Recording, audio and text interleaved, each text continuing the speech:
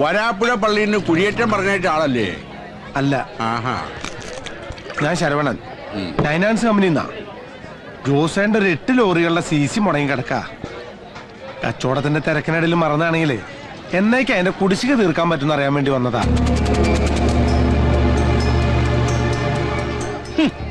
ഞാൻ ഫൈനാൻസ് പൊളിഞ്ഞ കമ്പനിക്ക് ആരടാ TC അടയ്ക്കുന്നത്? നീ ഉമ്മ നേരം മെനക്കെടുത്താ പോവാൻ നോക്ക്. കണക്ക് കിട്ടിയോടോ? ജോസേന്റെ മുടങ്ങി കിടക്കുന്ന പൈസ അടച്ചാൽ തന്നെ നൈനാൻ ഫൈനാൻസ് രക്ഷപ്പെടും. എന്നെ ഉപരിയൊരു സമയം കളയാണ്ട് നീ ഇവിടുന്ന് സ്കൂട്ട് ചെയ്യാൻ നോക്ക്. യൂസ് വന്നതൊക്കെ അറ്റാച്ച് ചെയ്യാനാ കമ്പനി തീരുമാനം. കുറച്ചെങ്കിലും അടയ്ക്കണതല്ലേ ബിസിനസിന്റെ ഒരു മാന്യത ജോസേട്ടാ. പട്ടാം വയറ്റിലെ കുന്നംകുളത്തൂർ നാട് വിട്ട് വന്ന ഞാൻ കൊച്ചിയിലങ്ങാടിയിൽ ഉരിഞ്ഞു വീണ നേന്ത്രക്കായ പറക്ക് വിട്ടോണ്ട് ആ കച്ചവടത്തിന്റെ നേരും നെറിയും പഠിച്ചത്. എന്നെ നീ കച്ചവടം പഠിപ്പിക്കല്ലേ. ജോസേന്റെ വണ്ടികള് ഇപ്പോഴും നാഷണൽ ഹൈവേ കൂടെ തന്നെയല്ലേ ഒട്ടിക്കണേ? നിന്നെ പേടിച്ച് വണ്ടികൾ കട്ടപ്പുറത്ത് കയറ്റണമെങ്കിൽ മരിച്ചുപോയ എന്റെ അപ്പം വെടിക്കാരൻ പ്രാഞ്ചി വീണ്ടും ജനിക്കണം. പാവം പാഞ്ചി അവിടെ കിടക്കട്ടെ. ജോസേട്ട എന്നെ പണി എടുപ്പിച്ചേ അടങ്ങൂ. വേണ്ടടാ മോനെ, പൂരം കുറെ കണ്ടതാ ജോസേട്ടൻ. എന്നാ പിന്നെ കാണാൻ പോണ പൂരത്തിന്റെ വെടിക്കെട്ടിന്റെ തീ ഞാൻ തന്നെ കത്തിക്കാം. ഈ തവണത്തെ പൂരം ജോസേട്ടൻ എന്റെ വക. കാണേണ്ട പൂരമാണെങ്കിൽ ജോസേട്ടൻ കണ്ടിരിക്കുവാടാ മക്കളെ. അപ്പൊ പിന്നെ പൂരപ്പറമ്പിൽ സന്ധിക്കും വരും വണക്കം. വൈകിട്ടെന്താ പരിപാടി? വൈകിട്ടെന്താ പരിപാടിന്ന്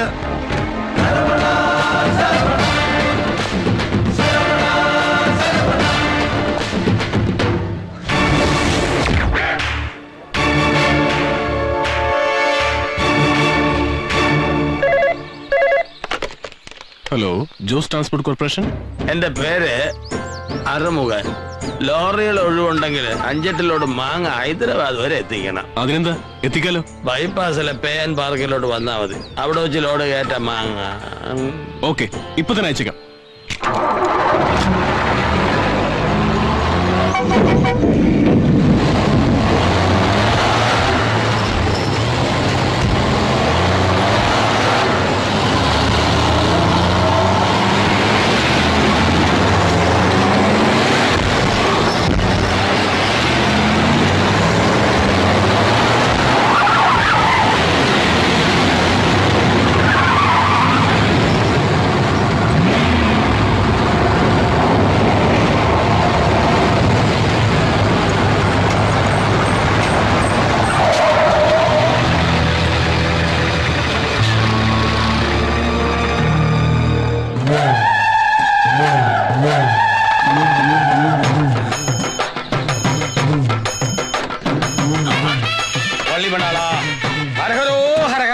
താക്കോൽ പൂജിക്കേണ്ടതുണ്ട്.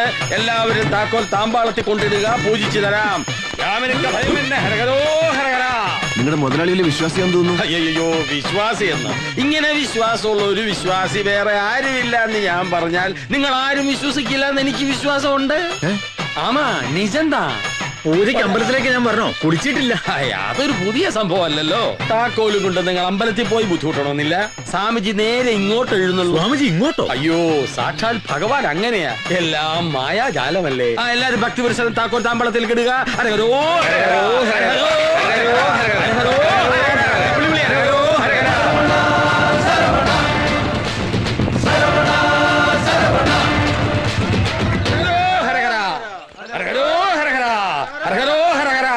താക്കോൽ ഹരഹര. ഇരുവേൽ മുരുക, വെട്ടുവേൽ മുരുക, ജ്ഞാന പഴമേ ഇതെങ്ക പോടണം. இந்த பேகில போடுறா தங்கப்பா. சாமி சாமி சாமி சாமி ഹരഹരോ ഹരഹര. നിങ്ങൾ എന്താ കാട്ടണേ? ഇതാണ് പൂജ. ലോങ് ട്രിപ്പ് പോകുമ്പോ ഇവിടത്തെ ഒരു പതിവാ. ആ വിളിച്ചോ? ഇനി ഹരഹരോ വിളിക്കണ്ട, പകരം ഞങ്ങൾ നീണ്ടകര വഴി കൊടകര ചെന്ന് പറഞ്ഞാരേ, ഇത് കുന്നംകുളത്തുണ്ടാക്കിയ ജോസിന്റെ ഡ്യൂപ്ലിക്കേറ്റ് പൂജയല്ല. നൈനാൻസ് ഫൈനാൻസും CC എടുത്ത 8 ലോറികൾ ശരവണ പൂജയ്ക്ക് എടുത്തുന്ന്. തങ്കപ്പ ഗേറ്റ് പൂട്ട്.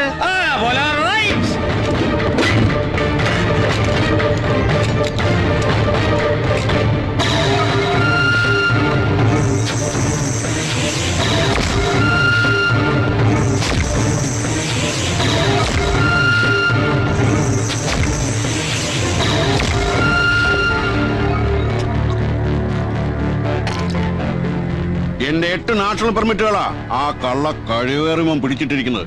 അവനെ കൊണ്ട് തന്നെ ആ വണ്ടികൾ തിരികെ എത്തിക്കണം. നിനക്ക് പറ്റുമോ? പറ്റില്ലെങ്കിൽ ഇപ്പൊ പറഞ്ഞോ. മനുഷ്യച്ചോര മദ്യത്തിൽ കലക്കി കുടിക്കുന്ന നല്ല ആമ്പിള്ളാരെ വരുത്തി അവനെ അടിച്ചൊതുക്കാൻ അറിയാനിട്ടല്ല. പക്ഷെ നിനക്ക് പിന്നെ മാർക്കറ്റിൽ തോട്ടിപ്പണി എടുത്ത് ജീവിക്കാൻ പോലും പറ്റാത്ത മാനക്കേടുണ്ടാവും. അത് വേണോ സുലൈമാനെ? ഞാൻ ജീവിച്ചിരിക്കുമ്പോ ഒരു വരുത്തനെ ഇവിടെ വാഴിക്കില്ല. അവൻ പിടിച്ചെടുത്ത ലോറികൾ ജോസേട്ടന്റെ വീട്ടുമുറ്റത്ത് എത്തിയിരിക്കും. ഉറപ്പാണോ? ഇതിന്റെ പ്രസ്റ്റീജാ. പൂളാൻ പറഞ്ഞവനെ പോസ്റ്റ്മോർട്ടം ചെയ്തിട്ടേ വരൂ സുലൈമാൻ.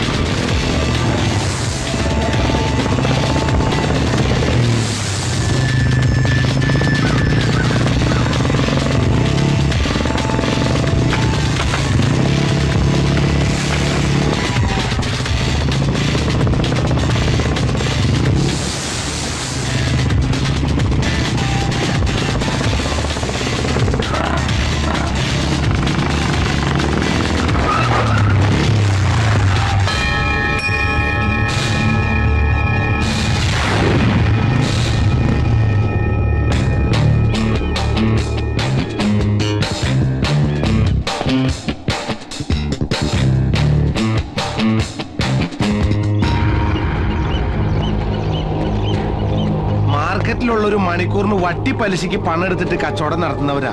നമ്മളായിട്ട് അവിടെ സ്റ്റണ്ട് സീൻ ഉണ്ടാക്കിയാൽ അവരുടെ ചട്ടിയും വട്ടി പൊട്ടി കച്ചവടം പൂട്ടും. അതുകൊണ്ടാ ഇവിടെ ഫൈറ്റ് പ്ലാൻ ചെയ്ത്. എങ്ങനെയുണ്ട് ലൊക്കേഷൻ? സാധാരണ നമ്മളിത് സോങ്ങനെ ഉപയോഗിക്കാറേ. നമ്മുടെ കണക്കിന് നീ ആളൊരു പുലി തന്നെ. ജോസേട്ടന്റെ സമ്മാനം വാങ്ങിക്കാൻ പറ്റിയ പുലി. ജോസേന്റെ സമ്മാനക്കാരനാ? എന്നാ പിന്നെ ബോറടിപ്പിക്കാതെ നമുക്ക് സമ്മാനദാന ചടങ്ങിലേക്ക് കിടക്കാം.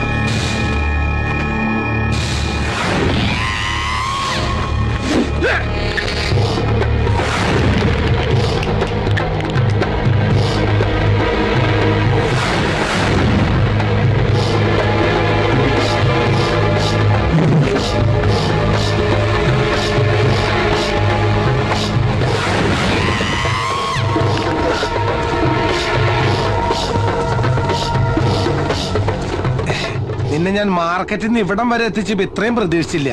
മോനെ സുലൈമാനെ, ഈ കുൻഫ അനക്ക് വേറെ പണിണ്ടാ.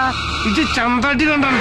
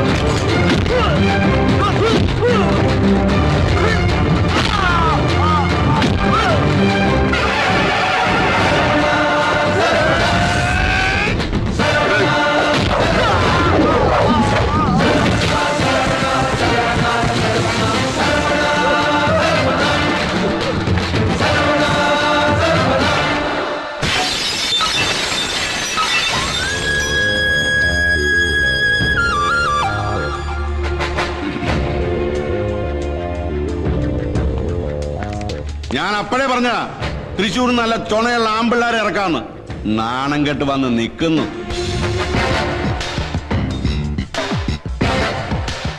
ഇവനെ പോലെ നീയും ജോസേട്ടനെ നാറ്റിക്കാനാണ് ഭാവമെങ്കിൽ. അയ്യോ ജോസേട്ടാ, ഞാനായിട്ട് അവരെ ഇറക്കി വിട്ടൊന്നും പറയിപ്പിക്കണ്ടെന്ന് കരുതി ഒരു ടൈം ബോണ്ട് വെച്ചിരിക്കുക. താനിത് പറയാൻ തുടങ്ങിയിട്ട് കുറേ അല്ലോ. തന്റെ അച്ഛൻ അവരുടെ പേരിൽ സ്വത്തൊന്നും എഴുതി വെച്ചില്ലെന്നുള്ള ശരി തന്നെ. പക്ഷെ അവരെങ്ങാനും ഒരു കേസ് കൊടുത്ത DNA ടെസ്റ്റ് ഹിയറിംഗ് ഒക്കെ ആയി വർഷം ഒരുപാട് കഴിയും കേസ് തീരാൻ. കായ വിറ്റ് കറവീണ ഈ കൈ കൊണ്ട് കായ എണ്ണി തന്നിട്ടുണ്ടെങ്കിൽ അത് തിരിച്ചു പിടിക്കാൻ എനിക്കറിയാം. അതൊന്നും വേണ്ടി വരില്ല ജോസേട്ടാ, ഞാൻ അവരെ ഒഴിവാക്കിക്കൊള്ളാം. എന്നത്തേക്ക്? മാക്സിമം ഒരാഴ്ച. പറയുന്ന വാക്കിന് വില കൽപ്പിക്കുന്നവനാ ജോസ്. പക്ഷെ തെറ്റിച്ച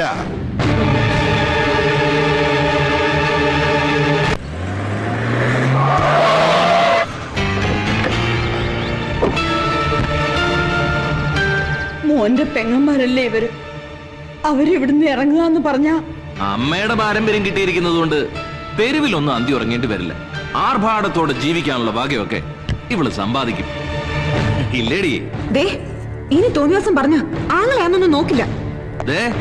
ഇവളുടെ വാക്കും കേട്ട് ഇവിടെ തന്നെ കിടക്കാനാണ് ഭാവമെങ്കിൽ കിടക്കണ കട്ടിലടക്കം പൊക്കിയെടുത്ത് കൊച്ചിക്കായല് താത്ത ഞാൻ.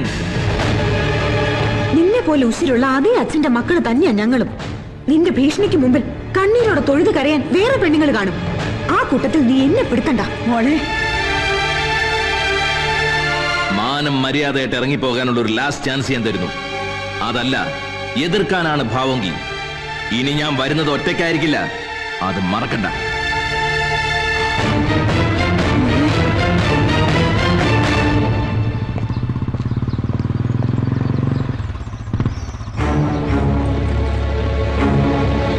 ആരാടി ഈ പുതിയ അവതാരം? പുതിയ താമസക്കാരനാ.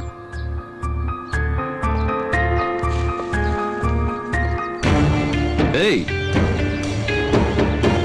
ഒന്നെങ്കിൽ വന്നേ. ഇത് പുതിയ ഇറക്കുമതിയാണല്ലോ. കാണാൻ കൊള്ളാവുന്ന പെമ്പിള്ളേരുള്ളത് കൊണ്ട് ഇവിടെ ഇങ്ങനെ ചടഞ്ഞുകൂടി താമസിക്കാൻ ഒരു ഇമ്പം കാണും.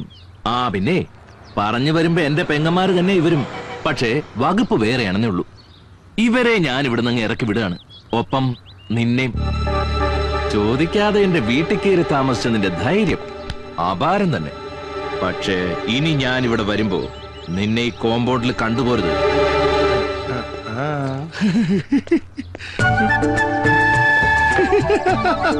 അപ്പൊ അതാണ് സംഭവം. ഒറിജിനൽ ഹൗസ് ഓണർ ആണല്ലേ? അല്ല മേഡം പോവാ. ഞങ്ങളോട് വീട് ഒഴിയണമെന്ന് ആവശ്യപ്പെട്ട മേഡം ഞങ്ങള് വീട് ഒഴിയുന്നതിന് മുമ്പ് മേഡം ഒഴിയോന്നാ. ഇത് ഞങ്ങളുടെ കുടുംബകാര്യം. അതിന് വാടകക്കാരന്റെ സഹായം വേണ്ടി വരുമ്പോ അറിയിക്കാം. സ്വന്തം അച്ഛന്റെ വീട്ടിൽ നിന്ന് നിങ്ങൾ എവിടേക്കും ഇറങ്ങി പോകണ്ട. അതിന്റെ അവകാശവും പറഞ്ഞ് ഇനി ആരും ശല്യപ്പെടുത്താനും എത്തില്ല. കൃഷ്ണേട്ടൻ നിങ്ങൾക്ക് വേണ്ടി വാങ്ങിച്ചതാ വീട്. അത്രയ്ക്കിഷ്ടമായിരുന്നു നിന്റെ അമ്മയെ.